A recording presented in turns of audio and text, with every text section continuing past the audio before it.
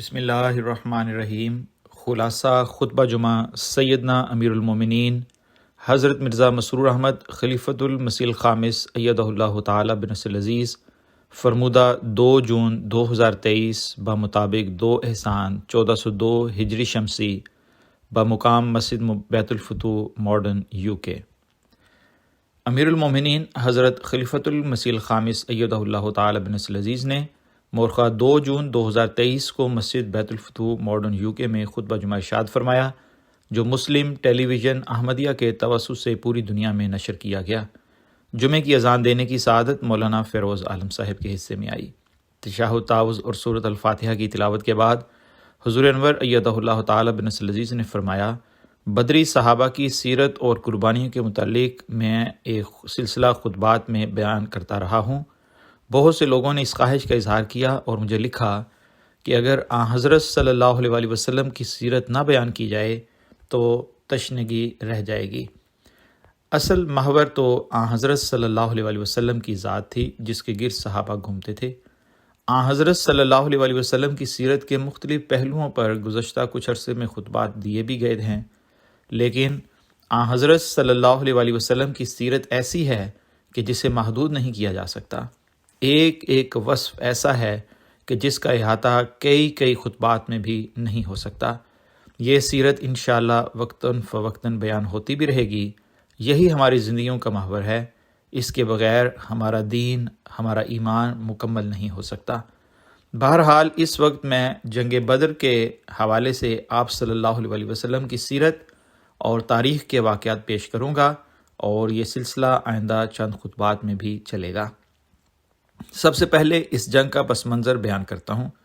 اس پس منظر میں بھی حضور صلی اللہ علیہ وسلم کی سیرت کے بعض پہلو بیان ہو جاتے ہیں۔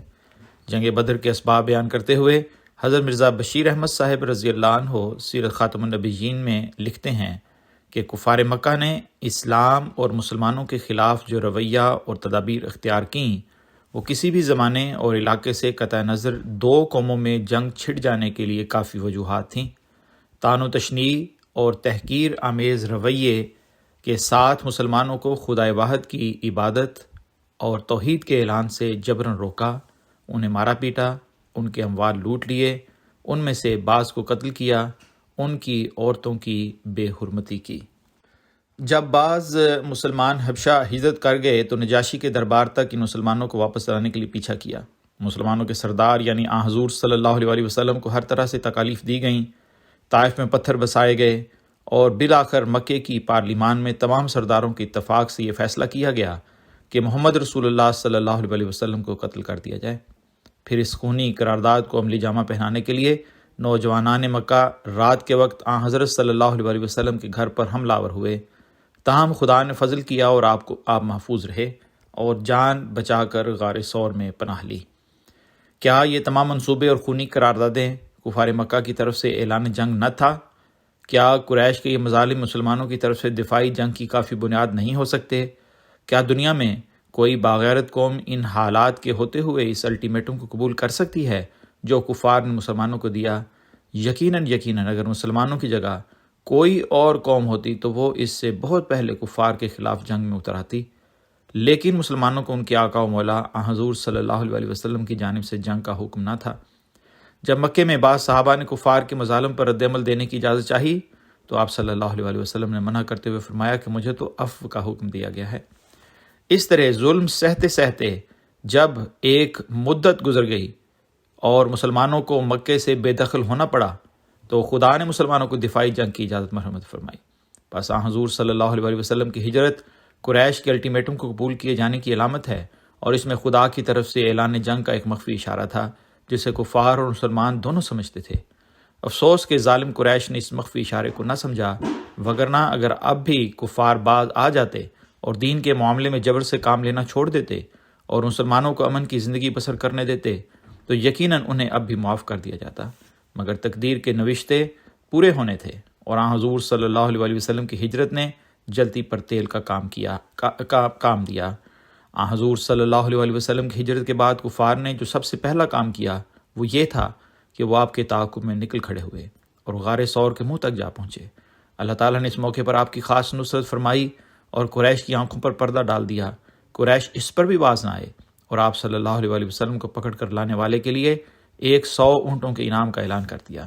چنانچہ 20 نوجوان حضور صلی اللہ علیہ وسلم کی تلاش میں نکل کھڑے ہوئے، اور سراقہ بن مالک کا واقعہ اسی تعاقب کا نتیجہ تھا۔ غرض اس تدبیر میں بھی قریش کو ناکامی کا منہ دیکھنا پڑا۔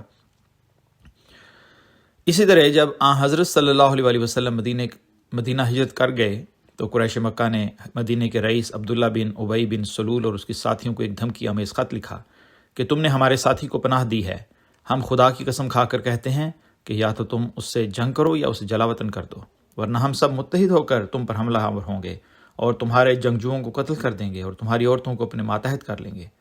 جب یہ خط عبداللہ بن ابی اور اس کے بت پرست ساتھیوں کو ملا تو وہ نبی صلی اللہ علیہ وسلم سے جنگ کرنے کے لیے اکٹھے ہو گئے۔ جب آپ کو اس بات کی خبر ملی تو آپ ان سے ملے اور انہیں سمجھایا اور جنگ سے روکا۔ اسی طرح قریش مکہ نے بڑے منظم انداز میں عرب کے دیگر قبائل کو مسلمانوں کے خلاف اکسایا اور جنگ پر آمادہ کیا۔ اس کے نتیجے میں تمام عرب اہل مدینہ کے دشمن ہو گئے اور یہ حال ہو گیا کہ گویا مدینہ کے ارد گرد آگ ہی آگ ہے۔ خود مدینہ کے اندر یہ حالت تھی کہ ابھی تک اوس اور خزرج کے اندر ایک متدبہ حصہ شرک پر قائم تھا، اور گو کہ وہ بظاہر اپنے بھائی بندوں کے ساتھ تھے، لیکن ان حالات میں ایک مشرک کا کیا بھروسہ کیا جا سکتا تھا۔ پھر دوسرے نمبر پر منافقین تھے جو درپردہ اسلام کے دشمن تھے۔ تیسرے نمبر پر یہود تھے جن کے ساتھ گو کہ معاہدہ ہو چکا تھا، مگر ان یہود کے نزدیک معاہدے کی کوئی قیمت نہ تھی۔ غرض اس وقت مدینہ کے اندر کا ماحول مسلمانوں کے خلاف ایک مخفی ذخیرہ بارود سے کم نہ تھا، اور قبائل عرب کی ذرا سی چنگاری مسلمانان مدینہ کو بھگ سے اڑا دینے کے لیے کافی تھی۔ اس سے زیادہ نازک وقت اسلام پر کبھی نہیں آیا۔ بس ایسے وقت میں حضور صلی اللہ علیہ وسلم پر خدا کی وحی نازل ہوئی اور جہاد بالسیف کا حکم نازل ہوا۔ جہاد بالسیف کے متعلق سب سے پہلی آیت 12/02 ہجری کو نازل ہوئی۔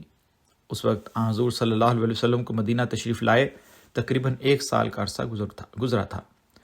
حضور انور نے فرمایا کہ یہ حضرت مرزا بشیر احمد صاحب رضی اللہ عنہ کی تحقیق ہے۔ بعض کے نزدیک یہ آیت ہجرت کے مان بعد نازل ہوئی تھی، کیونکہ ہجرت کے فوراً بعد ہی حضور صلی اللہ علیہ وسلم نے کفار مکہ کی بعض پارٹیوں کو روکنے کے لیے مسلح دستے روانہ فرمائے تھے۔ سورہ حج کی یہ 2 آیات ہیں جن میں جہاد بالسیف کی پہلی ہار اجازت دی گئی ہے۔ اللہ تعالیٰ فرماتا ہے کہ ان لوگوں کو جن کے ساتھ قتال کیا جا رہا ہے قتال کی اجازت دی جاتی ہے، کیونکہ ان پر ظلم کیے گئے۔ یقیناً اللہ ان کی مدد پر پوری قدرت رکھتا ہے، یعنی وہ لوگ جنہیں ان کے گھروں سے ناحق نکالا گیا محض اس بنا پر وہ کہتے تھے کہ اللہ ہمارا رب ہے، اور اگر اللہ کی طرف سے لوگوں کا دفاع ان میں سے بعض کو بعض سے بھیڑا کر نہ کیا جاتا تو راہب خانے اور گرجے اور یہود کے معبد اور مساجد کے جن میں بکثرت اللہ کا نام لیا جاتا ہے منہدم کر دیے جاتے۔ حضور انور نے فرمایا کہ یہاں ہر مذہب کی عبادت گاہ کا نام لے کر اس کی حفاظت کی بات کی گئی ہے۔ جہاد فرض ہونے کے بعد حضرت صلی اللہ علیہ وسلم نے کفار کے شر سے مسلمانوں کو محفوظ رکھنے کے لیے ابتداً 4 تدابیر اختیار کیں۔ اول، آپ نے خود سفر کر کے مدینہ کے ارد گرد کی اقوام سے معاہدے کیے۔ دوم، آپ نے چھوٹی چھوٹی خبر رساں پارٹیاں مدینہ کے قرب و جوار میں روانہ کرنا شروع کیں۔ سوم، یہ کہ ان پارٹیوں کی روانگی سے کمزور مسلمانوں کو مدینہ آ کر مسلمانوں سے مل جانے کا موقع میسر آ گیا۔ چہارم، یہ کہ حضور صلی اللہ علیہ وسلم نے کفار کے ان تجارتی قافلوں کی روک تھام شروع فرما دی جو مکے سے شام کی طرف آتے جاتے ہوئے مدینہ کے پاس سے گزرتے تھے۔ حضور انور ایت اللہ تعالیٰ بن نصر العزیز نے یہ سلسلہ آئندہ جاری رہنے کا ارشاد فرمانے کے بعد درج ذیل مرحومین کا ذکر خیر اور نماز جنازہ پڑھانے کا اعلان فرمایا۔ نمبر 1، مکرم خواجہ منور الدین قمر صاحب آف UK، ابن مکرم مولوی قمر الدین صاحب، اولین صدر مجلس خدام الاحمدیہ مرکزیہ، مرحوم 27 مئی کو 86 سال کی عمر میں وفات پا گئے۔ انا للہ و انا الیہ راجعون۔ مرحوم کا جنازہ حاضر تھا۔ مرحوم 1966 سے UK میں مسجد فضل کے نزدیک مقیم تھے۔ 1995 میں آپ نے ریٹائرمنٹ کے بعد زندگی وقف کی اور پہلے وکالت تبشیر اور بعد ازاں دفتر پرائیویٹ سیکرٹری میں خدمات بجا لاتے رہے۔ نمبر 2، مکرم ڈاکٹر مرزا بشیر احمد صاحب جو حضرت مسلم موعود رضی اللہ عنہ کے پوتے اور مکرم ڈاکٹر مرزا منور احمد صاحب کے بیٹے تھے۔ مرحوم حضرت نواب مبارکہ بیگم صاحبہ رضی اللہ عنہ کے نواسے تھے۔